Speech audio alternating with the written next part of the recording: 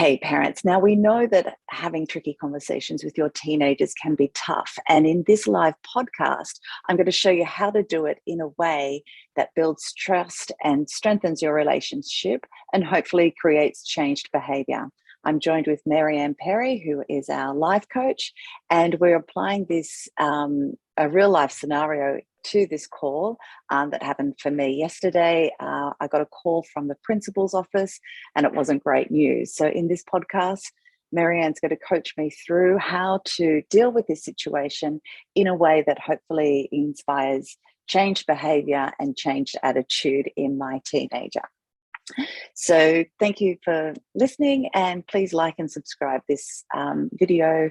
It really helps us and helps us out to understand what you want to have more of, more content of. So now I just want to preface this with everything's completely confidential. There's going to be no, great detail of what the events that lead up to the phone call from the principal yesterday. It just wasn't particularly great. And it's what I love about with Maryanne is we discuss things. We always focus on the solution and not the problem, and not really the events leading up to it. They are important, but we're really solution focused. So Maryanne, I'd like to introduce you. Welcome. Thank you. Thanks, Selena, and hello to everyone listening. We don't know whether you've had the call from the principal's office, or I'm sure you can relate this to other situations that are happening with or have happened with you and your teenager. Hopefully after this call, you'll go, oh, I could do that a little differently. Or we actually acknowledge how well you did in that situation. So let's see whether you pat yourself on the back for how well you're doing, or you get some new tips. Great. All right. So how will we go through this? Will I give a brief rundown of it? Yeah. So Selena, tell me what, in this conversation together, what's the focus? We're really protecting people involved, your child, the school, and to make sure that this is a learning situation for all parents rather than disclosed. So we don't need the content for this conversation. However, we may need a context for you to share with us. What's your focus in this conversation? What are you focusing on? Really wanting changed behavior and understanding of, consequences. I'm not sure about punishment, what to do. My focus in this conversation is I want to learn from this situation, both myself and my child, to learn and change and grow from the situation. Okay.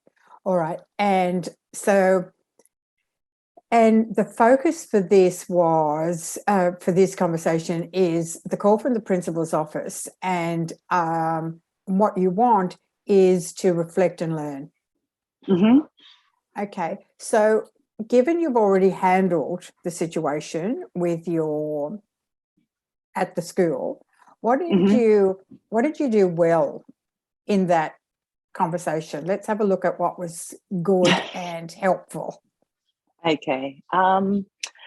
I thought what was good was I actually made notes of what was going down, of specific things. And I thought that worked really well, because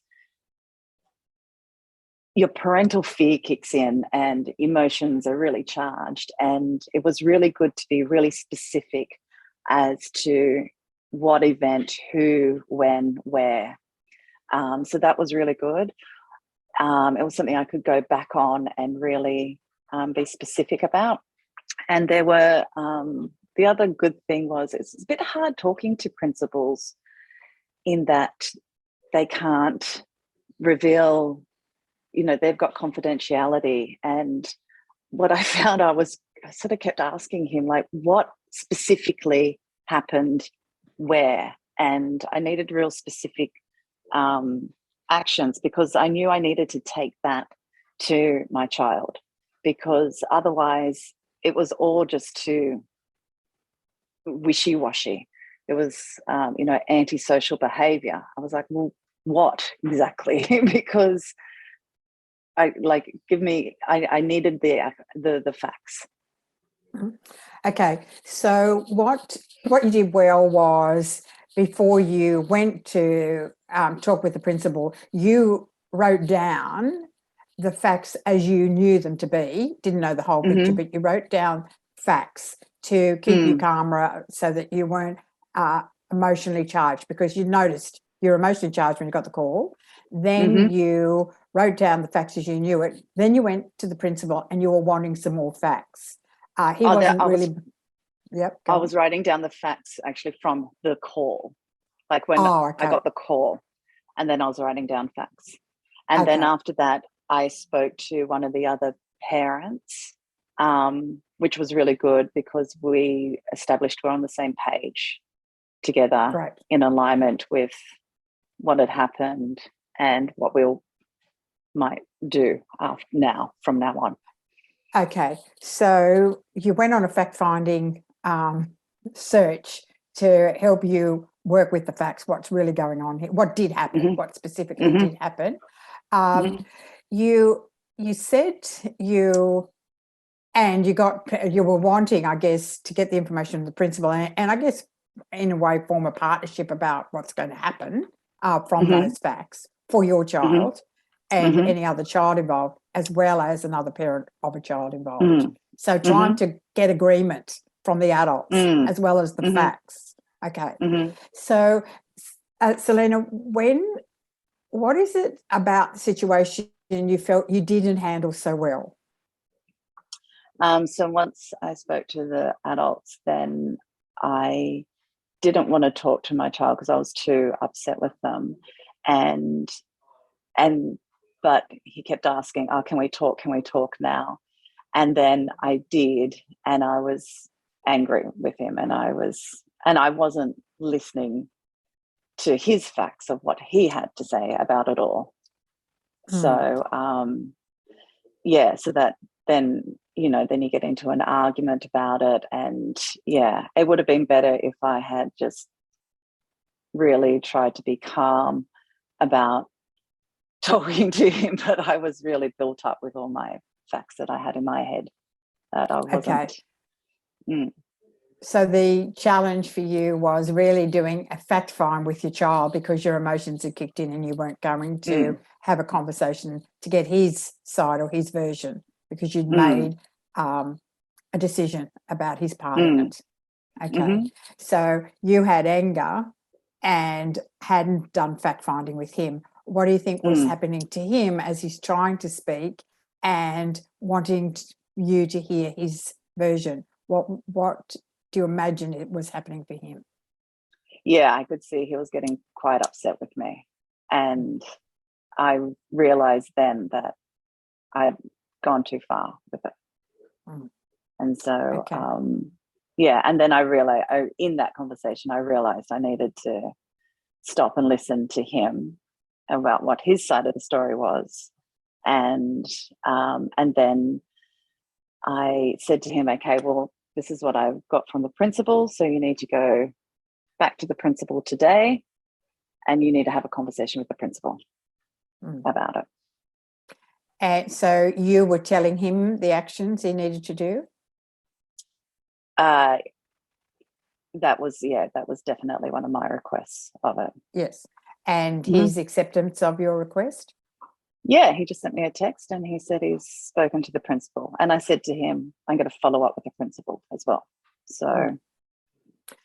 Okay, so Selena, it sounded like that the tricky part was other than getting the initial call and not getting specific facts, the tricky part was your anger at your child without being able to give him a space and listening time to hear his, because you'd already made a decision about his part in it. Okay.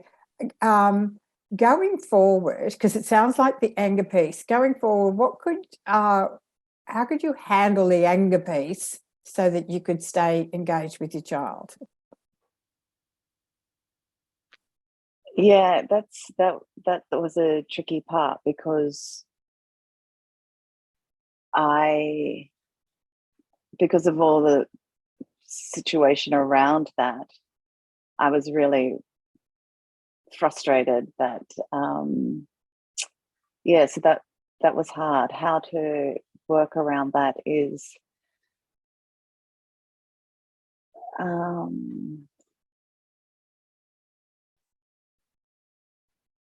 just to be prepared to listen more, to really focus in on that and ask about that. Yes, and I'm here to help you reflect, which you just did, and I am totally understanding your reaction, your emotional reaction. And we also know that emotional reaction, actually, it's like it closes your ears, literally closes your ears. And and he's asking. So I guess there was a really good message there of, which we've talked about before, about the mindfulness of managing the emotion and doing emotion regulation, so you're open to listen. And it's that step's a tricky one and a difficult one. At what time did you notice your emotional reaction to it start to subside? When I was talking with him.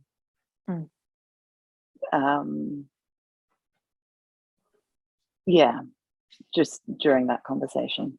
And then we went, go on. Then afterwards we had to go to soccer training, but his was cancelled, so we just sat in the car together and were able to talk about it in a much more calmer way. So your emotional reaction went when you did listen and hear and connect. Okay. And it's also hard in that, because you have that thought of, here we are again, are you playing down all the events? What's the truth here? What is really going on here? And that's hard to decipher as well. Yes, so past experiences with a child who's been in trouble before, perhaps. So past experiences come in to this. And so it's really difficult to have the fresh eyes for this situation. Yeah.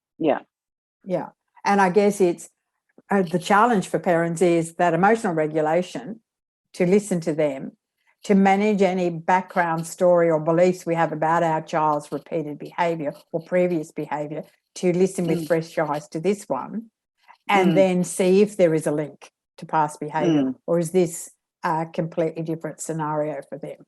So challenging situation for parents. Yeah. And I went on to explain to him, it's like a trajectory of what happens. You get on someone's naughty list here, and then there's another, and then you're hanging out with kids and by association, and just the trajectory that you lead onto when something bad happens. And if you're around or involved and you've got this history, then you get a reputation. Yes, so you're implicated, for him to be aware that he can be implicated because of previous experiences, and yet his part in this particular one could be different. But he needs to be aware of past experiences and what that does to people's perception of him. Yeah. So, Selena, from this conversation, what are you? What's shifting for you around the conversation with your child or conversations with teenagers? What are you noticing about how you feel or think based on our conversation?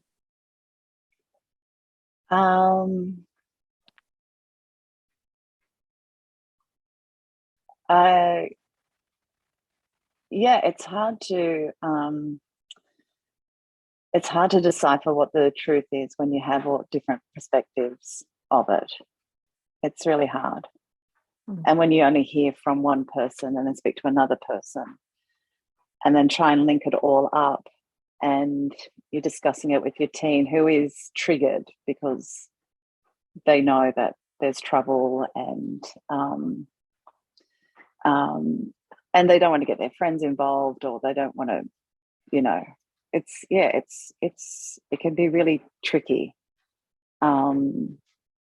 So yeah, this morning I actually brought out my notes that I had made from the principal's phone call, and I was able to go through it with him. Like, was this, and there's this, and there's this. So the principal said this, yeah, and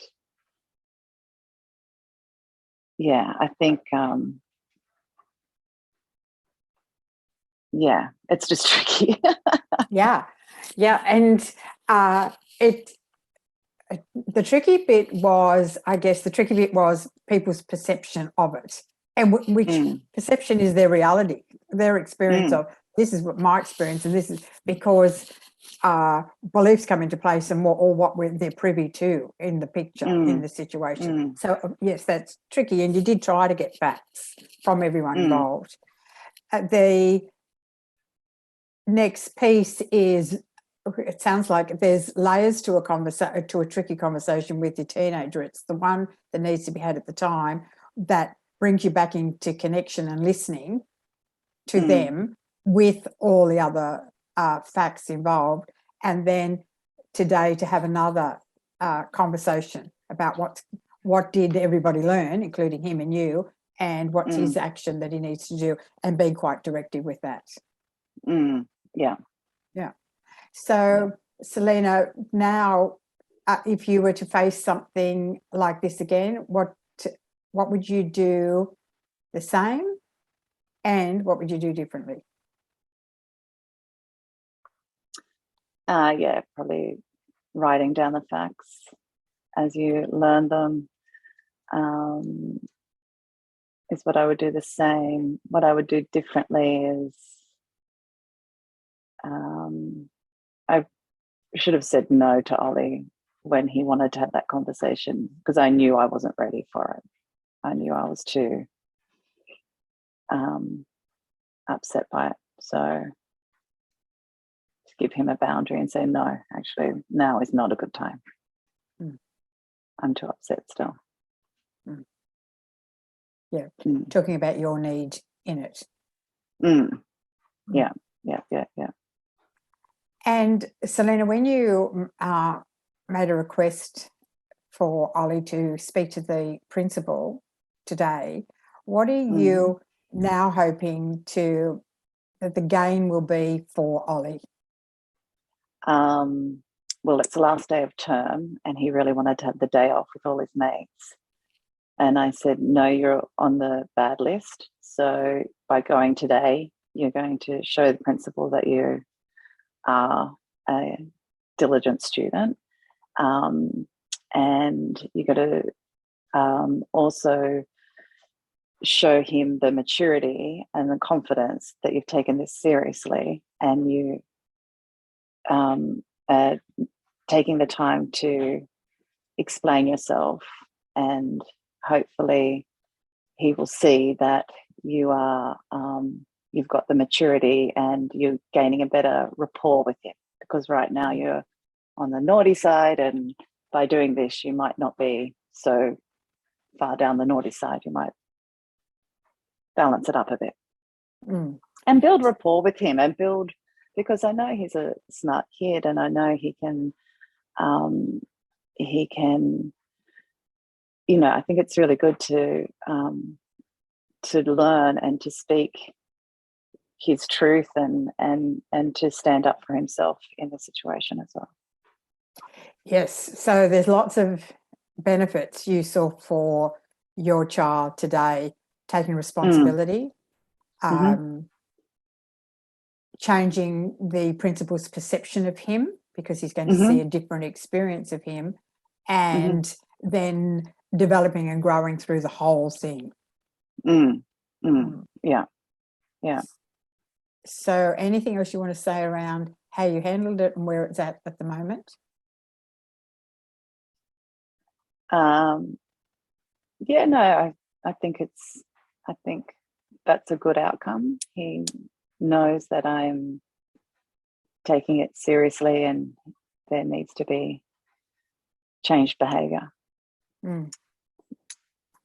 And Selena, if you were to give 3 tips to other parents who might face a tricky situation similar to this, what's the 3 tips to other parents? Yeah, write down the facts, speak to other parents involved, because and not for blame and not for anything else, because I don't think that's good. It's really important even to preface those kind of calls with, we've got that version of the story, we've got this version of the story, and what do you know and what do I know, and no judgment on that. And yeah, to make sure your kid follows up with action where they show they're taking responsibility for it in a way that's going to push them out of their comfort zone a little bit. Probably a And big bit. Yeah. Okay. So how are you feeling now, having unpacked it a little more for yourself? Yeah, good. Good. I just, I don't think it's going to be the last time. Yeah, I could see that. I could see as you're talking, it was like, Maryanne, there's no miracle in this piece. It's good, there's strategies. It will happen again. I'll try these strategies and I might need to use others. And that's parenting. That's what we talk about, the wild ride of parenting. Yeah, that's right. Yeah, because yesterday I was actually trying to prep for this podcast and I get the phone call and I was thinking, oh, what topic should we talk about? And then I get the phone call and then I go into, what am I even doing this business for? Like, my son is no angel. And then I go into a lot of self-doubt about it all. And then I think, oh, hang on. No, actually, we're not here to raise perfect kids. You know, this is real life stuff. This is a perfect example. And so, and I made sure he was okay with me using it on this call today. He was fine. He thought it was great. So that was good too. Yes, and you're right. We're not raising perfect kids, perfect teenagers to become perfect adults, and we're not advocating for parents to be perfect either. The more human we are, like getting upset or whatever happens with that, that's to normalise that, validate that parents get upset too, and how do we behave through that?